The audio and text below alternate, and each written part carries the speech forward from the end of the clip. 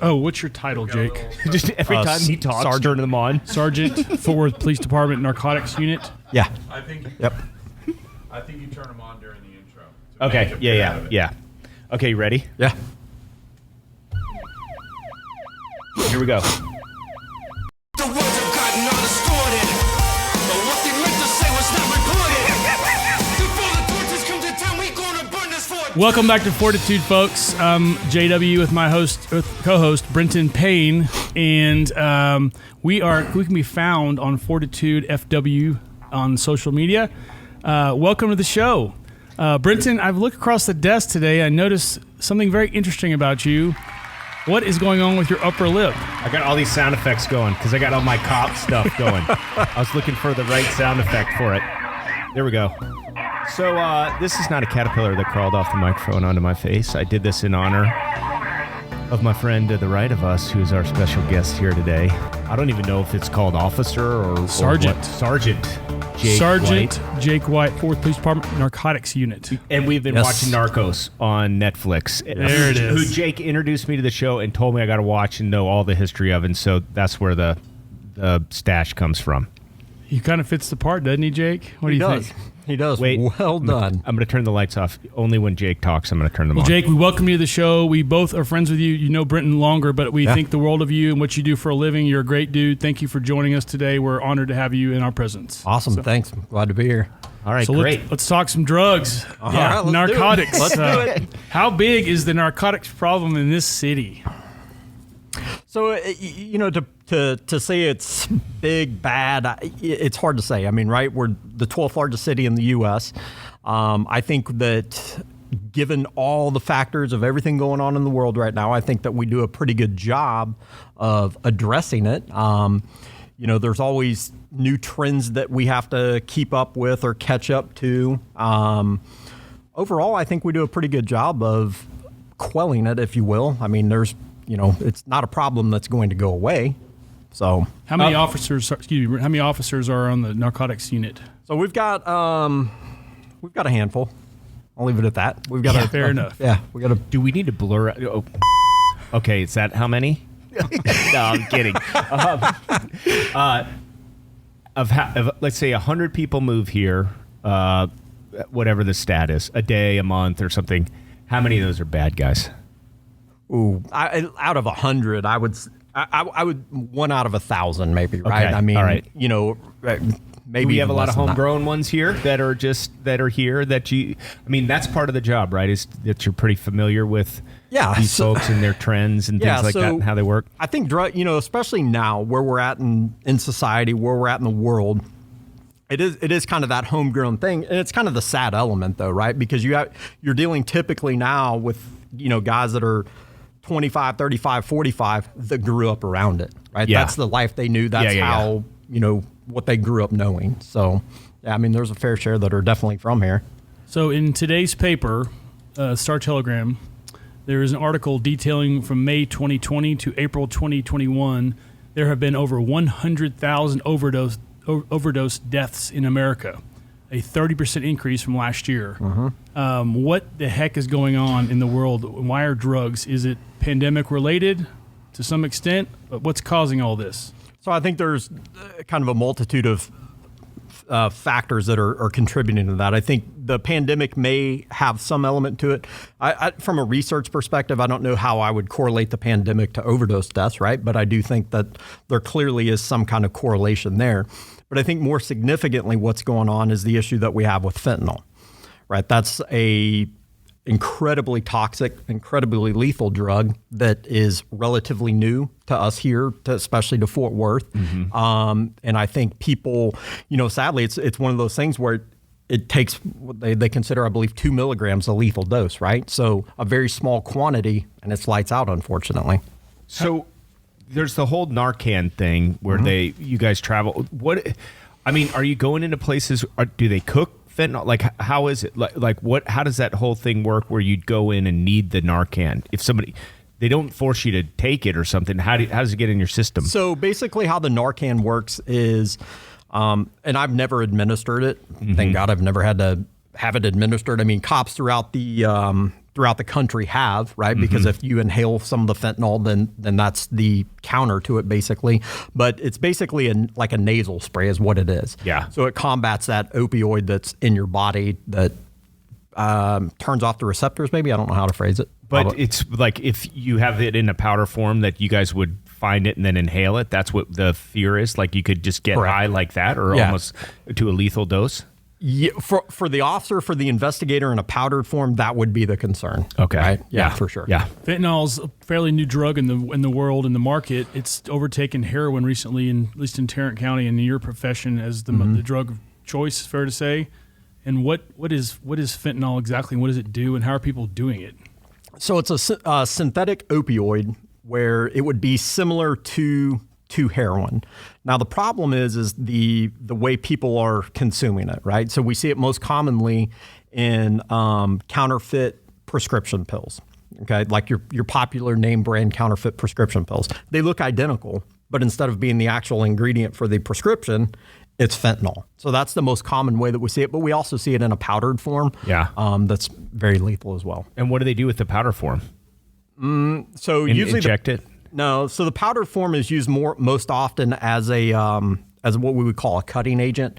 So basically, if let's say you took an ounce of cocaine and you added, an ounce of fentanyl or something like that, now you basically converted that to 2 ounces of cocaine, which is going to make the money go a little bit farther for the dealer. Is fentanyl cheaper than coke? Cane? That's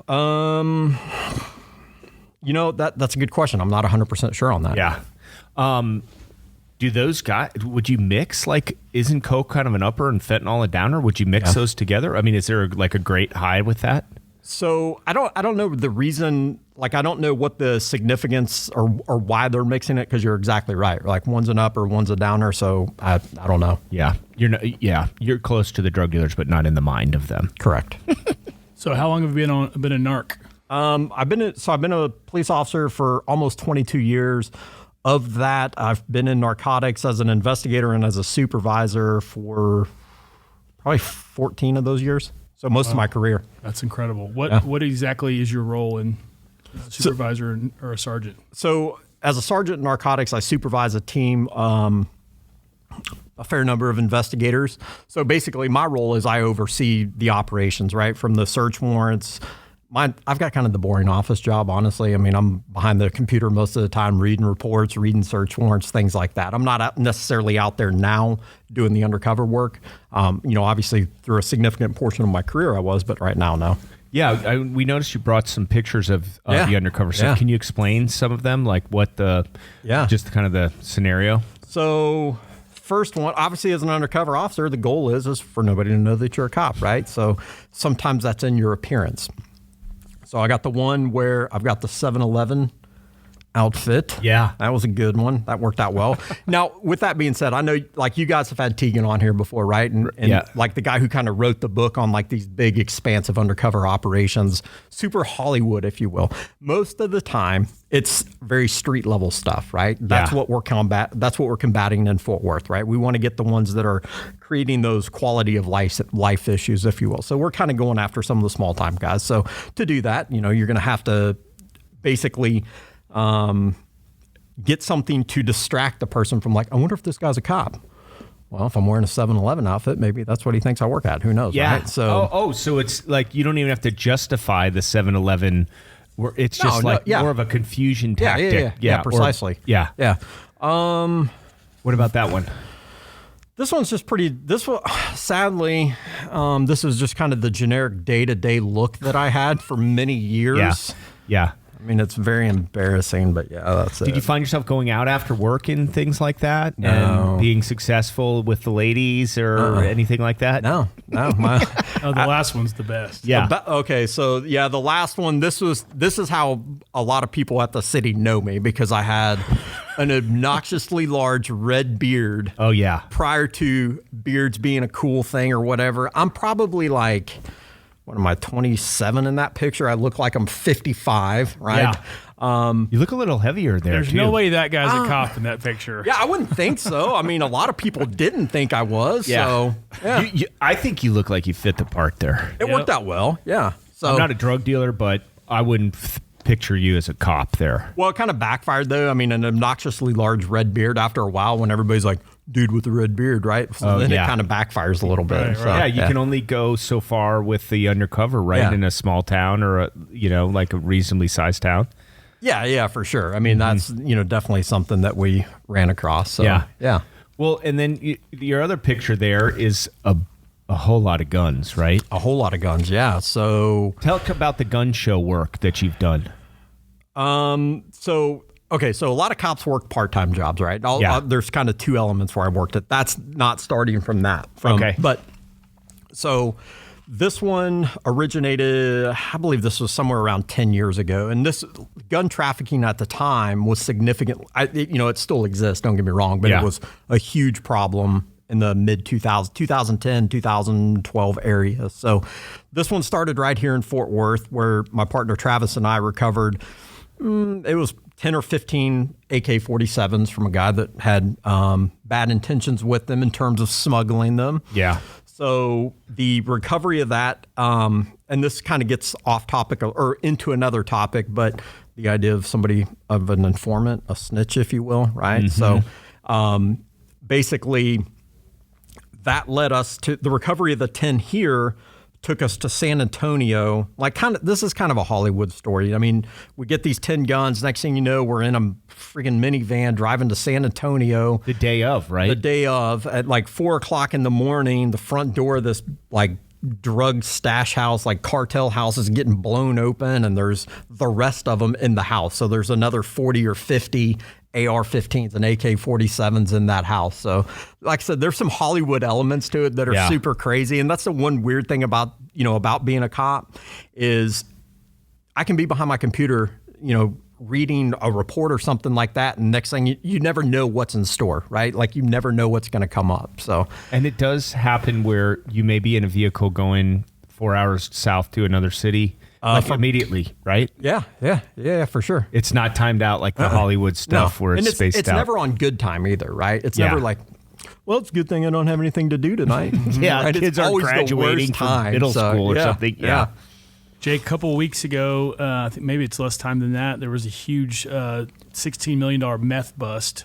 Were you involved in this operation, or can you tell us? And then what was going on in that? Is there a story you can share? So that one, truthfully, I don't have a whole lot of facts on that. That was, if I'm not mistaken, I believe it was Tarrant County. A lot of different organizations. Yeah, there was quite a few involved in that. My team specifically didn't have any role in that, so I don't have a lot of backstory on that. Fair enough. Can you tell us maybe more about your a daily role of a narc officer? Not you at the desk, you said, but what does a guy in the narcotics unit do on a daily basis, generally speaking? Okay, so at the municipal level, like I said, we kind of address those quality of life issues, right? To where the most common thing we get, let's say we get 15 complaints of different drug houses a day in our unit. Okay. And most of the time, like I said, it's going to be the neighbor calling or somebody down the street calling or a landlord calling, whatever the case may be, that says, hey, there's something going on at this house. There's a lot of people coming and going. I think they're selling drugs. Yeah. So what we do, we have some initial steps that we take to vet that information, verify that information, and then we use a couple different tactics to investigate that if we think there's something to it, right? So, obviously you've got your Hollywood style stuff where the undercover officer goes up to the house and acts like a drug buyer, a drug addict or whatever.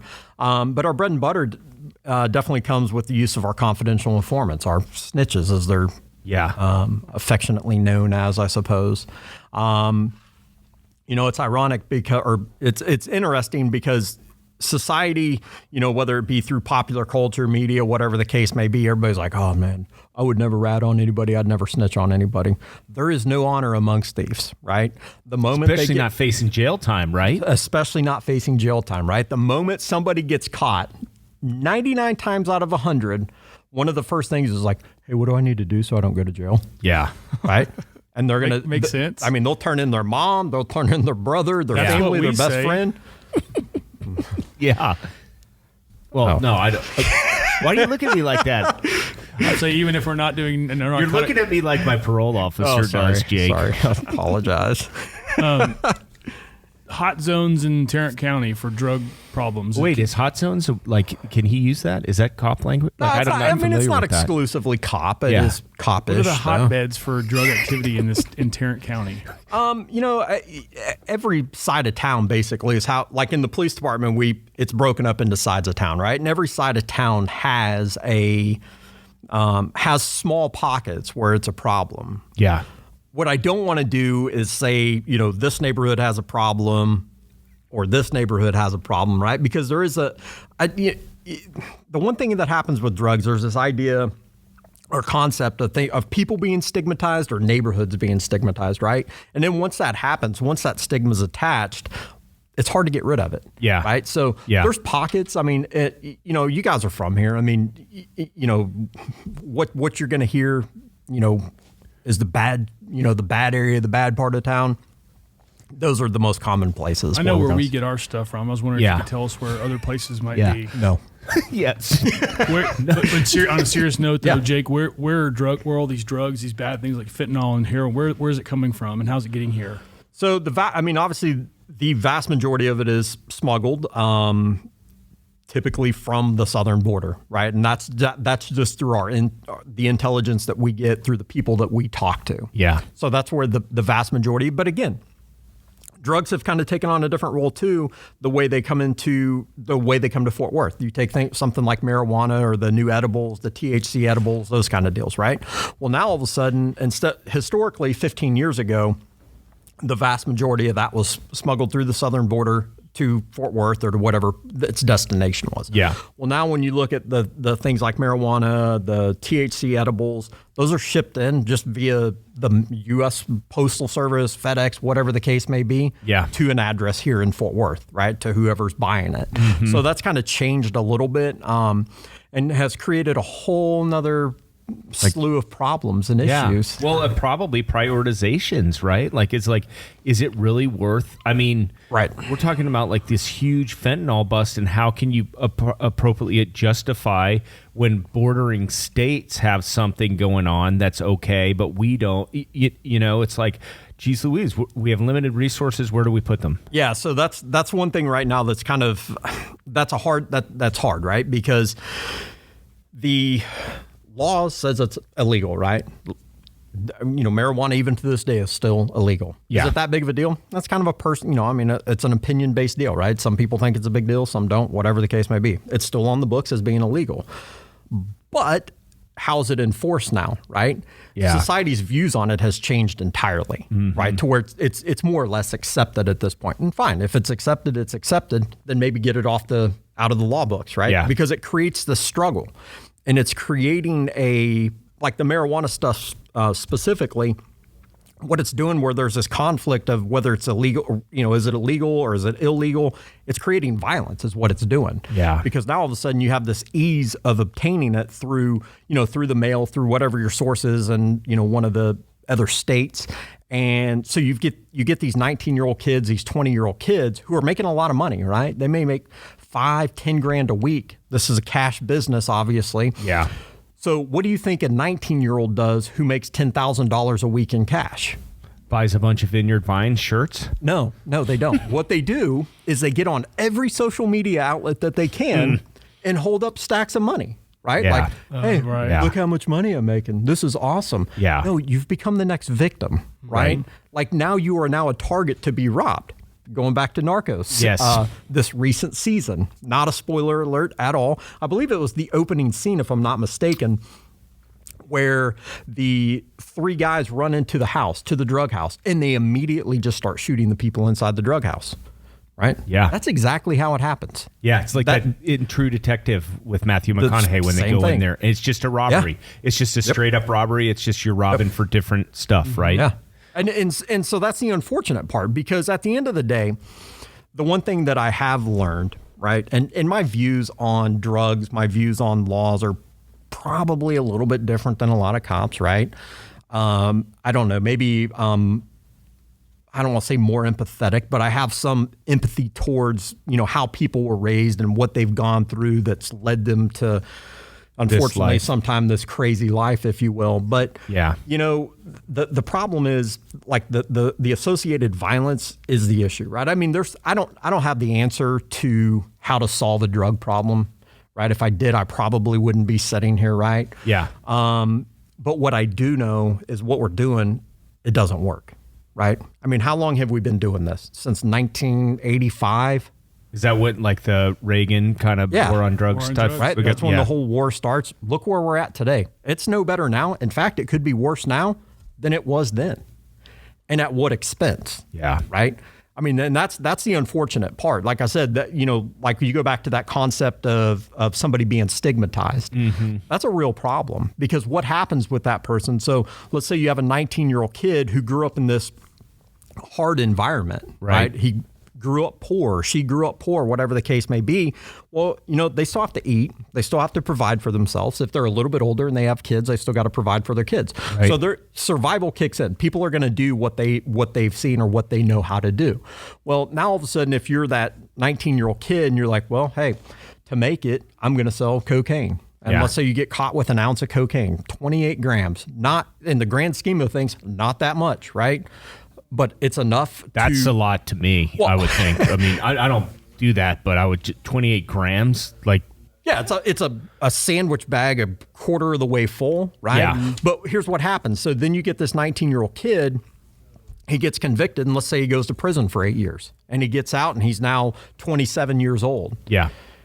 Now he's like, man, I don't want to go back to prison for 8 years. I'm gonna do life right.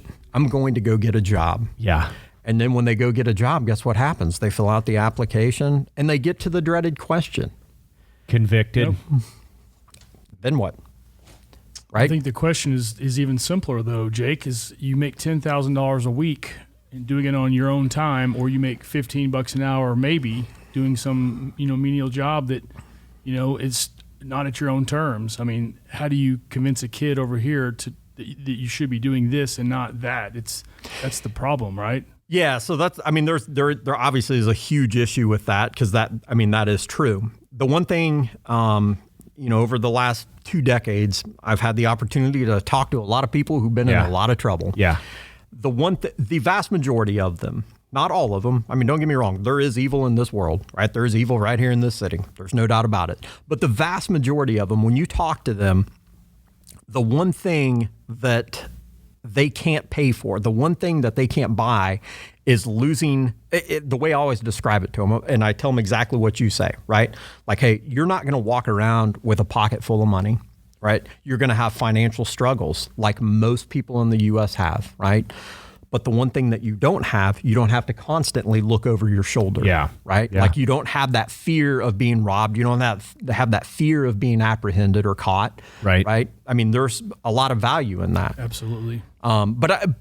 With all that being said, though, sadly, I think some people are completely fine with going to prison, right? Which makes no sense to me. Well, yeah, and we've talked before, and like you almost have stated that some of them are so I don't know what's the word when you get real calloused from something, like they're or that just doesn't bother them anymore. Like it's like a game. It's just a simple cat and mouse. Like, I mean, a super high stakes cat and mouse, but it's not like us thinking about it like, oh my gosh, somebody could lose their life here. Somebody could go spend their life in prison. It's more like, yep, if the cops catch me, like it's a total game. Yeah. No, I mean, and that's the thing. I mean, if there's no fear of consequence, then what's the motivating or driving force to change? Yeah. Right? So I don't know. Like I said, I mean, it's unfortunate because I don't know. I call it vilifying. I don't know if that's a word or not, right? But you can't. I don't turn everybody I come across or have over the last 2 decades. I don't look at them like a villain. Like I said, don't get me wrong. Some of them are bad people. Some of them are evil. But many of them, they're just no trying different. to make a living, right? Yeah, they're no different. Yeah. And it's crazy. I mean, like, I see guys out and about in the city that I've arrested or that I've known for 20 years, right? Yeah. I mean, I worked in a very small area in this city, right? Yeah. And, a lot of dudes, some of those guys know me and they see me out in general public, and it's nothing more than a head nod, right? Yeah. I don't have that. and this kind of leads into another topic. Fort Worth, though, is, in my opinion, different, right? This is a way different city. Yeah. I've never worked anywhere else. As an adult, I've never lived anywhere else. Right. But what I do know is the things that I see on TV, which I rarely watch, but when I do, like all these controversies that you see are things that we typically don't have to deal with. And in a large part, that's because of the people who live here. Yeah. Right? I mean, you guys know as well as I do. I mean, there is nowhere else on this planet that I'd want to live, right? I mean, it's the way the citizens treat the police in Fort Worth, it's got to be different than anywhere else, I think. Yeah. I mean, like I said, I've never worked anywhere else, but I do know over what 2 decades of experiences has offered. Yeah. Yeah. Which is it's a cool thing. I mean, like, if a cop walks into, Railhead or whatever restaurant, 9 times out of 10, they're going to go up and pay, and they're going to get hey, somebody else took over your meal. Yeah. Right? Yeah. Like, and again, it's those kinds of things. Or the other thing that happens it's almost like I don't want to say a celebrity, right? But whenever you go in somewhere and you're in uniform, which I don't wear a uniform and I haven't most of my career, but when I do, whenever you walk in somewhere, it is constant thanks. Yeah. Right. Like, thank you for what you do. And cops cops appreciate that, right? Because there are times where it can be thankless, right? Yeah. Yeah. So, I mean, it's a really cool. Well, and I think even our government is very approachable. I mean, even our city council and mayor, and I mean, it seems that this is still a very communal community, if that makes sense. Like people, they are approachable and and they make time for one another. And I do agree that in other cities, from what you see and hear out there, they've lost that, somehow. And I think so that kind of leads into another struggle, though, a little bit, right? Because I always say we've kind of lived life in a bubble here. Mm-hmm. You see all these, that could be legitimate, bad things that police have done elsewhere. Yeah. Or things that are perceived as bad. Like I said, I don't follow any of these national stories or anything like that because it's almost a little bit depressing, right? But, what happens is so now even here in Fort Worth, where we're not used to this kind of stuff, we have to start paying the price to a certain degree. Yeah. Whether that's changing the way we do things, right? Which has happened. And this is not I'm trying to, I don't want to come across as negative, right? Because I mean, I still believe that we've got the best cops in the U.S. and and we do this in the best city in the U.S. 100%. But all of a sudden now we're paying the price for things that have happened elsewhere. And who ultimately pays the price are the people who need us the most, right? And that's the unfortunate part, because when we've had to shift our tactics so much to, I mean, truthfully, they're not as effective, right? And it's hard. I don't want to go like too specific because there are still some dangerous things that the police do. Yeah. Right. And so I don't want to get like too specific, but we've had to change things so significantly that personally I think effectiveness has been lost. And it's not for a lack of caring. It's not for some kind of protest amongst the police at all. Right. I mean, the cops here still are still super passionate about doing this job. But the cop across the U.S. right now is super confused. Yeah. Right? Because it's like, I'm just trying to do my job, man. Like, I don't want to, what's happened is the police are now judged on the scale of perfection. Yep. And when you use perfection as the hard line, like if it's not perfect, you're in trouble. Well, guess what people do? They shut down. Yeah. And rightfully so. Yeah. I mean, so I judge J-Dub that way a lot. Look at the fellow, though. And he comes close, but we're never there. And I think that's why sometimes he doesn't bring his A game to the show. But now that you've explained it, I understand it. Yeah. We're always learning around here. Yes. So, Jake, back to narcotics. Yeah. Anywhere there's narcotics in this scale, there's the cartel. Mm-hmm. What can you tell us about the cartel in this town in Tarrant County? If there's, I don't know what you can share, what you can't, but They're operating here, correct? Yeah, I mean, they definitely have a presence here. You know, I don't think their role is inflated in the media, right? I mean, it's a for real problem. And again, something else that has changed with the way society was. Again, Fort Worth, we were always in this like kind of protected bubble. Yeah. Where, yeah, we've got cartel, but they're typically they're not overtly violent towards the police and typically don't stray too much outside of their areas, if you will. I don't think that's the case right now, right? I mean, I think the way 10 years ago, I would have sent an officer to a location, you know, to deal with the cartel, and had little concern with that. Sure. My concern now would not be, it would be a significant concern now. Now, is that because demand has increased, presence of cartel, is it, you know, or is it a combination of all those things that have kind of risen up? No, so I think there's several things. One, you know, this city has grown significantly in the last 2 decades and even the last decade. Which, you know, I don't know, we had it good for a long time where we were like the smallest big city in the U.S., right? And we didn't always have to deal with big city problems. Well, not so much the case now, right? So I don't know that, I think demand has increased just simply because the population has increased, right? That's obvious. I think that, you know, I'm trying to think how to phrase this. So police work is unique, right? There's concepts or elements where subject matter expertise is important. Yeah. And in a big city, it's really important, right? Because who else do we turn to, right? When we are the crime fighters in this town, we need to be the experts in every element of it. Well, I mean, you look at certain things like, I don't know, like a retirement issue, right? When that retirement plan changes. Now, I get why, and I'm not bitter by it or whatever. I understand why, but there's unintended consequences that happen when things like that change. Right.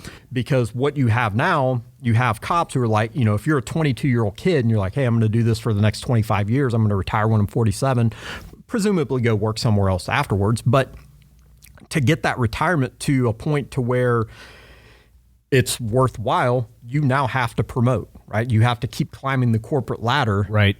To improve your pension. Well, whereas before you didn't have to do that, right? You were able, we had these cops who were cops for like 30 years and they were very, very good at what they did. And they became kind of experts in their community and know the players and things like that. Yeah, I didn't think about that change kind of instigating a change like that. The unfortunate thing is it continues, right? Because, you know, we're at this, I mean, I call it the last generation, right? To where we've still got, you know, like I said, I mean, I can say this all day long. I mean, we've got the, you know, easily the best cops in the country, and some of our units, right? You'd look at our homicide detectives, our SWAT, our narc guys, they're best in the business. Like if you kill somebody in Fort Worth, right?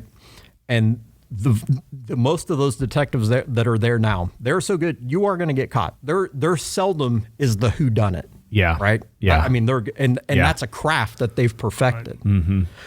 But at some point, that's going to go away. The reason they're good is they have tenure. They're super passionate and motivated about what they do, and they can stay there for a very long time and still receive the same benefits. And still receive the same benefit. But that's not going to be the case for much longer. That's very interesting, Jake. Yeah. So, I once was told by a Fort Worth cop that, like, meth Walk the line? Is sorry. That was your question.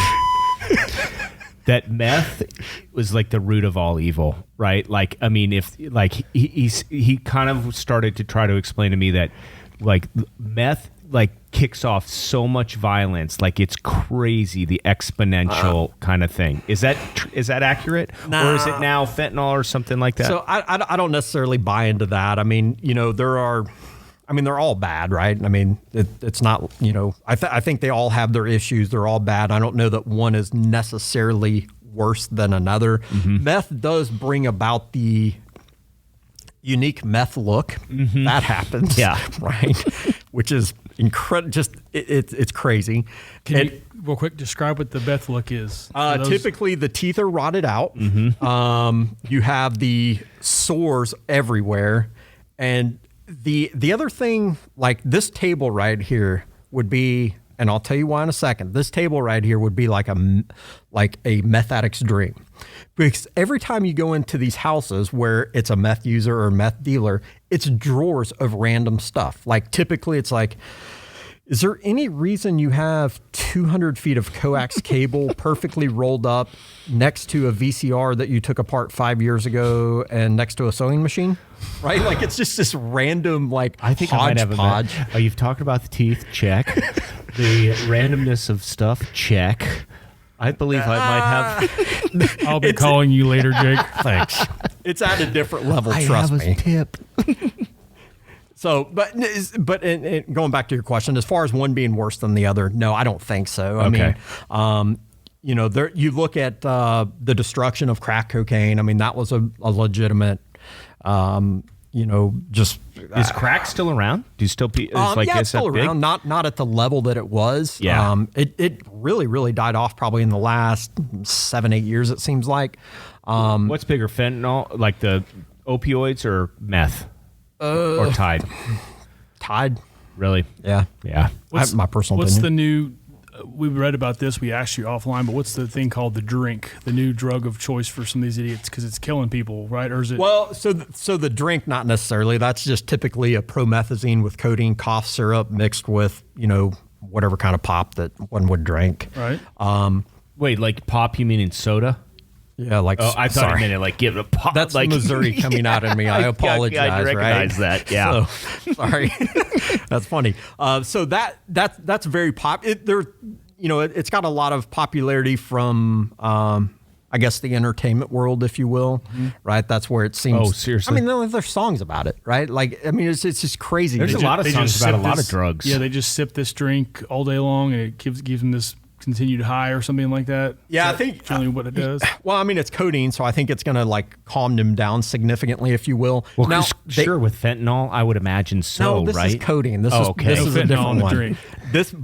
It is funny because when that first came on, probably 15, 20 years ago, they used to drink it out of baby bottles. Wait, the drink was like 20 years ago? It's that old? Yeah, I it's been thought around this for a was while. new. No, it's been I around. never heard of it. It's been around for a while, but they've changed it. Now it's always in the styrofoam cup mixed with. Oh, serious? Yeah, but the good thing is they got away from the baby bottle. The baby bottle drove me nuts because, I mean, I'm a 23-year-old kid basically. Like, man, I'm a cop now, man. I know everything, right? I'm driving around and I start pulling these cars over. I'm like, why are all these guys have baby bottles with? Yeah, they don't even have babies, man. That's crazy. Then after a while, I'm like, I learn. I'm like, oh, Is man. it like red, like cough syrup color? Is that what It's it is? usually purple, purple or green. Yeah. typically purple though. Yeah. Wait, it's a cough syrup and what else is in it? It's a liquid form of promethazine with codeine. Can you show us how to make it? No, I'll show you later. Okay. Well, Jake, on the screen behind you, you don't have to look. You showed us a picture of a bust when you have a bunch of automatic rifles. Do guns and drug culture coincide? Is that usually a normal thing? When you go on these busts and during the course of your work, are you finding lots of scary guns? Yeah. That's one thing. Kind of what I touched on earlier. The way we've had to change, like what we're doing, right? Because do I think there's an increase? 100%. Like, I mean, I haven't done any kind of formal research into it, but I do have 2 decades of experience that tells me, I think this might be getting a little bit worse, right? Yeah. In terms of the amount of firearms that we're recovering. So yeah, I mean, they definitely. What about amount of cash? Like, what's the biggest amount of cash you've ever seized? And then, is that increasing too? Yeah, well, yes, kind of. Okay, so the biggest amount I've seen, 900,000. Oh, is that all? Okay, that's Yeah. We're talking about big amounts. Oh, Sorry. that JW Yeah, sorry, has that in that's- his office Yeah, over sorry, there. that's the best. Are we talking yeah, just stacks of just rubber banded wrapped, around? bundled, and how in bags. big of an area does something like as big as this table? They had it in 2 big duffel bags, surprisingly. Yeah. So I mean, and there's other times where hundreds of thousands. I mean, So I've what's seen the that. other part of that? You were going to say that that's kind of a weird, like if that's on the increase, like the amount of drugs are on the increase and the money, or So, let me think how to phrase this without. Like I said, I don't want to be negative. I know that the police, and I'm only speaking for the guys that I know and the Yeah. guys that I work with. Yeah. But the police here, we know how to do the job, right? And we did very well for a very long time. getting it before it got to levels like that? Yeah.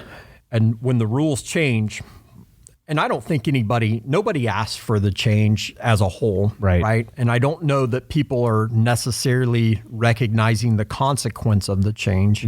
Like I said, that is who pays the price. Well, the people who pay the price for the police having to change their tactics are the people who need the police the most, unfortunately. Yeah. And I want to be clear, I'm not talking about, by no means, if there's a corrupt cop, I don't know a cop that wouldn't catch them themselves, right? Right. No good cop that I know wants to work with somebody that's dirty.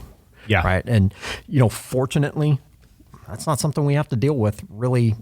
I'm not saying that we haven't. I mean, we have. Yeah. I mean, I had a almost 4-year run through internal affairs. So, I mean, I saw my fair share of that.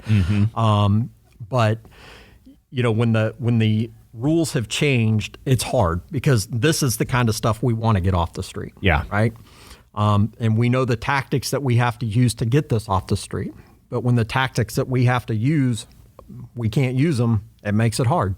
Yeah. Yeah. That's really interesting. I've talked to a lot of cops. We have cops that are buddies, yourself Yeah. included. Never talked to a cop that would say that the cops don't protect other cops if the other cop is the bad guy. I mean, that's really refreshing to hear. I've never heard anybody say that like that. That's Oh yeah, I mean, and that's the thing. I mean, that again, probably one of the reasons why I do not watch TV, right? Because it's always super negative towards the cops now, Yeah. and it's like, I know a lot of cops by trade, if you will. I know their families. I know them personally. Right. And I'm not going to, throw out this blanket statement that this person's bad because of this and this I mean, every cop that I know, right? I mean, now I keep my circle small. Yeah. And I mean, honestly, it is a weird job because you can talk about it for days on end and it can consume you. So outside of work, I really don't hang out with too many cops, right? Yeah.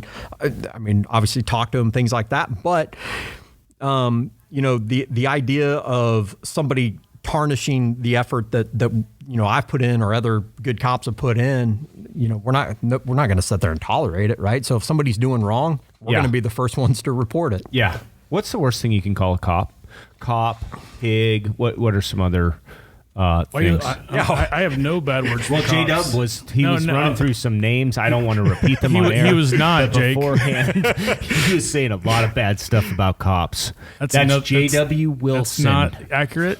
I'm not buying it. I'm not buying it, J-Dub. Don't worry about it. We love what you guys do. You No, know I'm that. kidding. I mean, do you guys obviously, I mean, this is kind of I'm going somewhere that,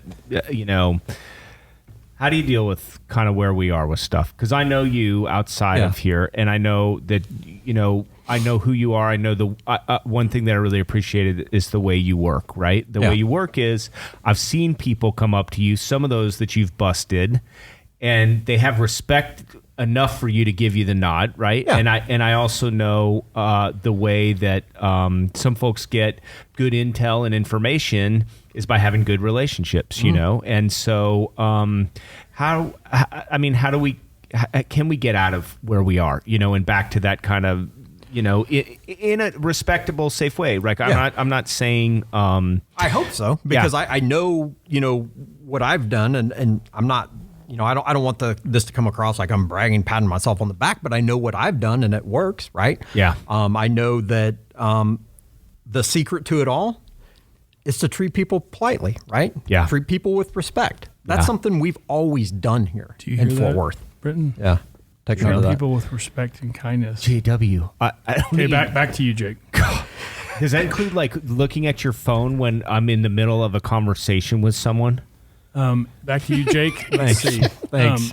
Could you talk about, if you're able to, one of- any of your real successful busts, some of the jobs you've been involved with back in the day, maybe when you're on the field that were... Yeah. Yeah, we had a guest on here who lost some kind of cooking device, like a large smoker. Are you familiar with that? Oh, the smoker. He's a friend of the show, Jake. A friend of the show. So Mr. John Bonnell. that's, again, going back to that idea. We love him. We're trying to get free food from him. Going back to that idea of when you, when you don't look at everybody as a villain, right? People who don't look like me, people who haven't lived the same life as me, if I don't view them as a villain, right? And I'm not talking to them any different than I'm talking to you guys, right? Yeah. I mean, it's the one thing I always say is like, I mean, I could easily, with a lot of these dudes that I've arrested, we could be at the bar drinking a beer and talking about everything but that stuff, and the conversation's gonna be flowing. Yeah. Right? So we go back to that smoker story. Well, again, going back to the idea of sometimes things just take weird turns throughout the day of a cop, right? Yeah. I am at my desk, reading, typing. Eating a donut? Is that bad to ask? I mean, are donuts part of the Jake, plow through that. I knew he would Just go there. I knew move he on would through go that. there. Or is it maybe a Danish or a eclair? I'm sorry, Jake. I'm used to it. Okay, all right? keep going. I'm used to it. So, doing whatever mundane task at my desk. My phone rings, and it's a detective that works over on this side of town. He said, "Hey, I won't throw out names, but he goes, 'Hey, do you know such and such?' And he gives me the name. And I said, 'Yeah, I know him.' He's like, 'Well, I think he may know the whereabouts of this smoker that got stolen from Bonnell's.' And I had seen it on Facebook like the week before, a few days before, whatever it was. I was like, 'Really?' I was like, 'Okay.' I was like, 'Well, let me make some calls. Let me see what I can come up with.' And, again, the dynamics, there's not one, I don't want to call them a criminal or a bad guy because they're not, but for the sake of this, of being concise, there's not one criminal that I talk to that's going to admit that they talked to me, right? Right. Even though they'll call me and they'll feed me little tidbits of information, things like that. So I make a call and say, 'Hey, you know anything about this smoker that got stolen?' Yeah. Immediately, the defense mechanisms come up. No. And I'm like, come on, man. I was like, you shoot me straight. All right. It's like a 300-pound device, man. It was gigantic. It was big. Yeah. Right? So eventually, he or she is like, 'Yeah, where you at?' I was like, 'I'm at the store.' And they knew the store that I was talking about. And I'm in the parking lot. And phone etiquette amongst drug dealers or the criminal elements sometimes is not the greatest. It's usually super aggressive, even though they don't mean to be aggressive. Yeah. And it's very ambiguous. Like this guy, he yells at me, 'Where are you at?' 'I'm at the store.' He yells back, 'I'll be there,' and hangs up. So I'm like, well, What store? does that mean you'll be here in 5 minutes or 5 hours? And then you call back and it just goes straight to voicemail, whatever. So 10 minutes later, this car comes pulling in the parking lot. It's the guy that I know. He's waving his hand. He's like, 'Come on, follow me.' I'm by myself. Yeah. And I'm just like this. Yeah. So I'm like, 'Well, where are we going?' He's like, 'Come on, just follow me.' And I'm like, now here's the cool thing. Like, some of these dudes I've known for 20 years or longer, right? So am I concerned that he's going to take me to this back alley and assassinate me? No, not at all. But it's still a little bit like, Sure. You got a radio with you? No, it's still a little bit uncomfortable. So he stops real quick and he's like, Wait, you got in the car with him? "No, I'm following." Okay, phew. So he stops. Try to follow along. Sorry. Yes. And he's like, "Hey, do you want me to get my trailer?" And I was like, "No." I was like, "I can get a truck down here." He's like, "No, I can go get my trailer if you need." And I'm like, "No, I'll get a truck because how are we going to get it back to Bonnell's, right? It's going to look super weird." Yeah. So they might incriminate you with your trailer. Yeah. So we go driving the back streets of this neighborhood and we pull up to this house. And no joke, I mean, the windows have plywood on them. It's a vacant house. He or she jumps out of the car. Come on, follow me. I'm like, here we What go. part of town, Jake? That's pretty close. And I know that place. yeah. So, yeah, exactly. So we walk to the backyard, and under this gigantic blue tarp is the smoker. And I'm like, that's pretty cool. It's like, how am I gonna? I was like, this thing's like 500 pounds. Now what? Yeah. So I'm like, well, I can call a bunch of cops. We can just carry it over. Next thing I know, I'm going out to the front yard to my car, like to get my phone or whatever, maybe my radio, I can't remember. And like 3 dudes pull up. They're like, what's up? You need help with it? I'm like, kind of. Like, I can't get it. Yeah. Right. So 4 dudes from the neighborhood. We load it up. We get a truck. In the We truck. put it in the back of we get a cop truck over there, put it in the back of the truck and drive it down to Bonnell's. So I tell the guy, I was like, hey, I know what you do. You know what I do. And at the end of the day, we're never finding this thing in the back of some abandoned house in the middle of the neighborhood covered up under a blue tarp. Yeah. How about a couple $100, like a reward money for him? He's Yeah. like, I was like, man, come on. I was like, a couple. I mean, that's the least I could do. Yeah. Right. Yeah. And I tell him the story because if you remember, this is like at the beginning of the pandemic, Yep. man. And he's doing those family meals. Oh, yeah. Like just lines down the street, like doing some phenomenal things in these times we've never experienced Yeah. before in our life. Yeah. And I explained that to this guy. I said, hey, look, this is where it came from. And some of those dudes, they go up, drive these streets just like we do. So he knew. And I was like, what he's doing, it's not about just owning a restaurant, right? I mean, it's going above and beyond. It's kind of doing it the Fort Worth way, which we're all accustomed to. And even he or she replies with the Fort Worth way of like, no, don't worry about it. Just, and he even is like complimentary. Yeah. Like towards John Bonnell, like, man, it's pretty cool what he's doing, man. I was like, all right. So we took it down there and There you go. That's And that. you arrested the guy, I know, or somebody did. He went to. So the one who actually took it, yes, was arrested. Now there's a backstory of how it ended up where it ended up, and my logic on that, because the police, one of the greatest tools that we have is this idea of discretion, right? We don't have to arrest everybody we come across. You don't say. I am saying we don't. That's not what they told me 5 times. Well, I don't know the circumstance that I don't even want to know. But we have this awesome tool called discretion to where we don't have to arrest everybody we come across. And sometimes we reach a compromise, right? Yeah. And I think, under those circumstances, pretty fair compromise. They got it back. And, ultimately the one responsible, was charged. And It's very cool. Yeah. Can I ask one more question? Yeah, please. I mean, I think that's a great story. That's a great story because Thanks we have for asking me, though. We have Thanks for context. asking me that. You're welcome. I'm just trying to be a good host. Scariest situation you've ever been in, if you can share. Yeah, so I guess I probably anticipated this question. I think cops have a skewed view of fear, maybe, especially. I mean, I've always been like You think? Amygdala minus Jake. Yeah. Just a little bit off. So I've for minus a 4-year run as a detective, I've been in the field my whole career, right? And I always, in a weird way, I mean, it's sometimes the fun stuff. The scary stuff is the fun stuff. So it's hard to say, honestly, it's hard to say. I mean, have I been there in a shootout? Yeah. Have I seen, I've seen a cop get shot, right? I mean, so there's these weird things where at the time though, the fear factor really didn't kick in. Because, but it's always been, I've always worked in that team environment. So it's typically always a team of us there, right? Yeah. So I don't know. That's a hard one. Nothing stands out like that I can remember, but that may also be a defense mechanism. What does it feel like to, just quickly, what does it feel like to be in a shootout? Is that the most unbelievable situation? Now think, for me, I've never once fired my gun in the line of duty. It's awesome. And hopefully over the next, not too much longer, I can make it through, and then I'm riding off on the sunset, right? But it's weird because the times that I have seen it, you would think, if I fired a gun off right here, right now, it's going to be loud. Yeah. Right? Our ears are ringing. Especially with the mics and the headphones. Yes, exactly. It's amplified. But in the middle of it, you don't hear it. No. It's the weirdest thing. Like, because your body protects itself, right?